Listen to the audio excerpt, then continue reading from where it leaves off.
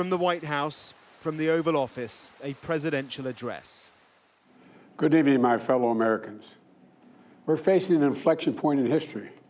He was speaking from the Resolute desk, a framing to emphasize a time of deep uncertainty, an attempt to weave together two distinct challenges, two distinct conflicts. Hamas and Putin represent different threats, but they share this in common. They both want to completely annihilate a neighboring democracy, completely annihilate it. The audience in the room, the First Lady.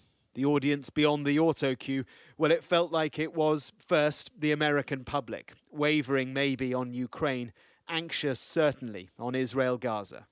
American leadership is what holds the world together. American alliances are what keep us, America, safe. American values are what make us a partner that other nations want to work with. To put all that at risk, if we walk away from Ukraine, if we turn our backs on Israel, it's just not worth it.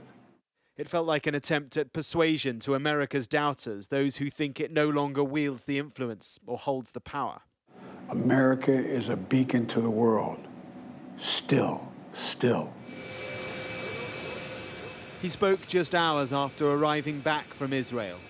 And most movingly, I met with Israelis who had personally lived through horrific horror of the attack by Hamas on the 7th of October. Deep empathy for Israel's darkest day.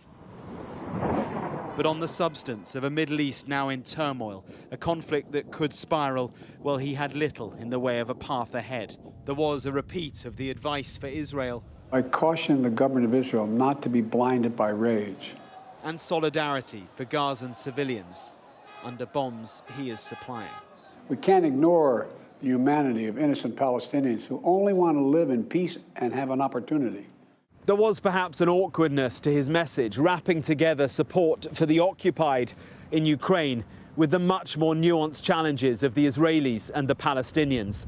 But at such a complicated time, he sought to simplify it because he knows he needs the support of the American people.